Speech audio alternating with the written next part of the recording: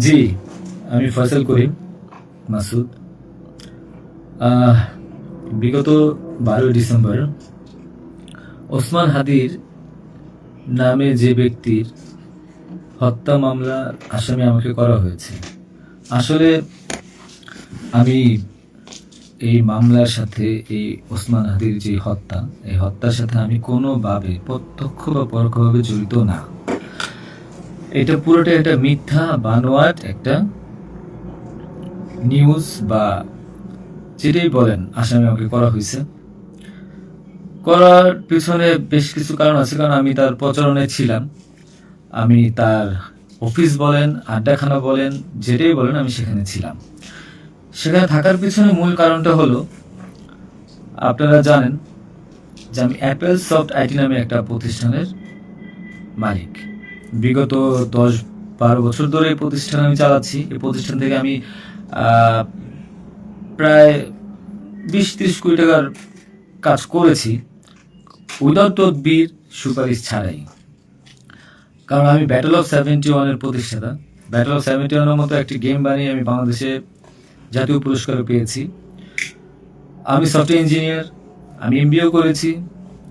এখন কথা হচ্ছে সেটা না, কথা হচ্ছে যে আমি সেখানে কেন গেলাম। সরকার পতনের পর আমার ব্যবসা প্রতিষ্ঠানে অনেক লস হয়, যেখানে আমি ঋণগ্রস্ত হয়ে যাই। তো আমি কিছু কাজ, নতুন কাজ, আইটির কাজ জমা দিয়েছি। তো আমি তাদেরকে জমা দেওয়ার পর আমি দেখলাম যে তদবির সুপারিশ এখন দরকার হবে, কারণ যেহেতু আমার ব্যক্তিগত প্রোফাইলে এখন কোনো কাজ হচ্ছে না। তো আমি ওসমান হাদির ওখানে যাই, তার সাথে কথা বলি। বলার পর সে আমাকে আশ্বস্ত করে বলে যে সে আমাকে কাজ পাইয়ে দিবে। এই বাবদ সে 5 লাখ টাকাও চায়। আমি 5 লাখ টাকা দিই তাকে। নগদ চেয়েছিলাম, নগদই দিয়ে দিয়েছি। দেওয়ার পর সে আমাকে বললো, ভাই আপনি অ্যাজ এ ডোনার হিসাবে আপনি আমার যেই প্রোগ্রামগুলো হয় নির্বাচনী প্রচারণা, একটা অফিস দিয়েন, বা প্রচারণায় মাঝে মধ্যে একটু ছেলে পেলেরে হাদিয়ে দিয়েন। তো সে হাদিয়েই বলে আসলে বেসিক্যালি। তো আমি এরপরে শুক্রবার আমাকে আসতে বলে, আমি প্রথম শুক্রবার তার সাথে যাই, প্রচারণা করি। সেই সুবাদে আমি আমার 2টা ছোট ভাই নিয়ে গিয়েছিলাম, যারা এলাকার লোকাল।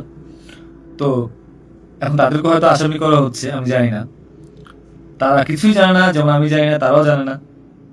তো তারপর তাকে আমি 5,000 টাকা দিই। তার সাথে যে ছেলেটা আছে জাবের, তাকে জিজ্ঞাসা করলে জানতে পারবেন, সবার সামনে আমি দিয়েছি, এবং হাদিয়া হিসেবে সে খুব হাসি মুখে এটা গ্রহণ করেছিল। তারপর ওই দিনের খাওয়া দাওয়া শেষ, প্রোগ্রাম শেষ, আমরা চলে আসি। এরপর আমি আমার ব্যক্তিগত কাজে, নানা কাজে ব্যস্ত ছিলাম। হাদি একদিন ফোন দিয়ে আমাকে বলে, ভাই 16 ডিসেম্বর আসছে, আপনার সাথে কিছু কথা আছে, আপনি আসেন। তার হোয়াটসঅ্যাপ মেসেজটা চেক করে দেখলে জানতে পারবেন। আমি কিন্তু তার নেক্সট শুক্রবার দিন, মানে আমি বৃহস্পতিবার দিন, আমি কিন্তু যাইনি। সে আমাকে ফোন দিয়ে নিয়েছিল যে আপনি আসেন, এসে আপনি দেখেন যে আপনার সাথে কিছু কথা আছে, আপনার কাজটার বিষয়ে কিছু কিছু কথা আছে, আর আমাদের 16 ডিসেম্বর প্রোগ্রামে আপনি একটু হেল্প লাগবে। তো আমি যাই।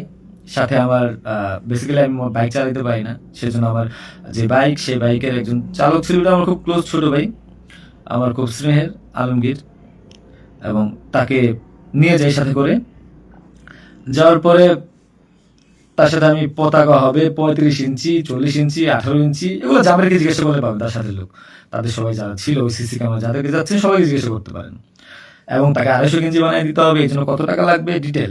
এবং ঘটনার দিন আমাকে সে রিকোয়েস্ট করে, আজকে যারা যে আপনারা দেখছেন হাজার হাজার লোক, শত শত লোক, হাদির তো এত লোক ছিল না, কারণ সে আমাকে নিজেই রিকোয়েস্ট করেছিল যে ভাইয়া আপনি আমাকে 5-10টা পোলাপাইন দিয়েন, আর 16 ডিসেম্বর 50টা ছেলে পেলে দিয়েন, যেন আমার পতাকা ধরতে পারে, আমার প্রোগ্রামটা সাকসেস করে দিতে পারে।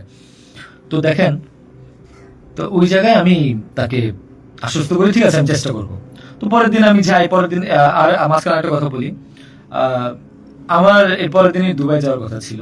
যেহেতু আমার দুবাইয়ের মাল্টিপল গোল্ডেন ভিসা আছে, আমি এর আগেও দুবাই গিয়েছিলাম। তো আমার একটা কাজে দুবাইয়ের কিছু প্রোডাক্ট কেনার কথা ছিল। তো আমার টিকিটটা আমি ওই দিন ক্যান্সেল করাই, যেহেতু সে রিকোয়েস্ট করেছে, পিছিয়ে দিই। তো সেই বাবদে যেহেতু 10টা বাজে প্রোগ্রাম, তো আমি ভোরবেলায় বের হই। আলমগীর আমার বাসায় ছিল, আর আমার ওয়াইফ, বাচ্চা যেহেতু নরসিংদীতে থাকে, 5ই আগস্টের পর তারা ওখানে সেটেল করে দিয়েছিলাম।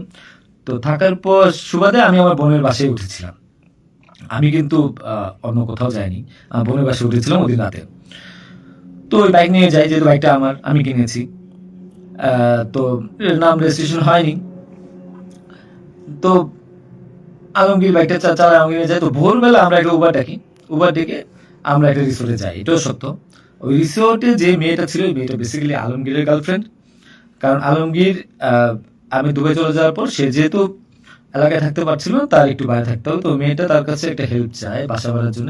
তো আলমগীর তার গার্লফ্রেন্ড হেল্প করার জন্য বলে, ঠিক আছে তুমি আজকে দেখা করো, আজকে আমাদের অনেক কাজ, তোমার সাথে আমি পরে দেখা করতে পারবো না। তো আলমগীরের সাথে আমি যাই, যাওয়ার পর 8টা-9টার দিকে আমি আবার চলে আসি, কারণ আমার এই টিকিটটা ক্যান্সেল করতে হবে।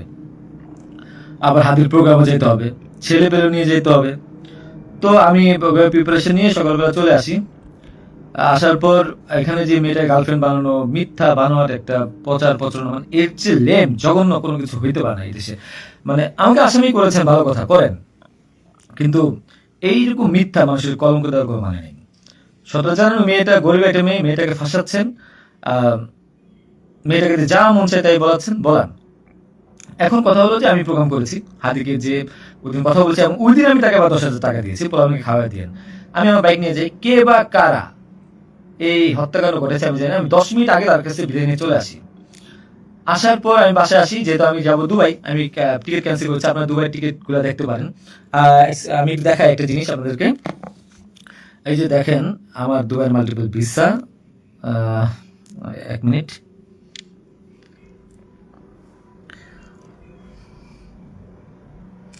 এই যে দেখেন আমার দুবাইয়ের মাল্টিপল ভিসা। হ্যাঁ, ওকে। আমি এখান থেকে ক্যামেরা যদি দেখা যায় না, আমি এখান থেকে দেখাই। এই যে দুবাইয়ের মাল্টিপল ভিসা আমার স্পষ্ট আছে, দেখেন। ঠিক আছে, দেখেন। আরো ভালোভাবে যদি দেখাইতে চাই তাহলে দেখতে পারবেন কিনা আমি জানি না, একটু ভালোভাবে দেখেন। যাই হোক, এটা আমার দুবাইয়ের ভিসা। তো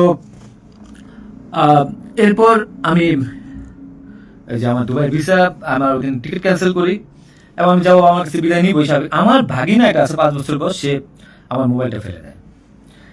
মোবাইলটা ফেলে দেওয়ার কারণে যেটা হয়েছে যে আমার এই মোবাইলটা নেওয়ার জন্য আমার 2 ভাগিনা খুব দৌড়ঝাঁপ করে মোবাইলটা নিয়ে আসে। আমার কাছে ব্যাগ ছিল, এখন ব্যাগকে অস্ত্রের ব্যাগ বানিয়ে দিচ্ছে, কিচ্ছু করেনি আমার, যা বলবে তাই সত্য।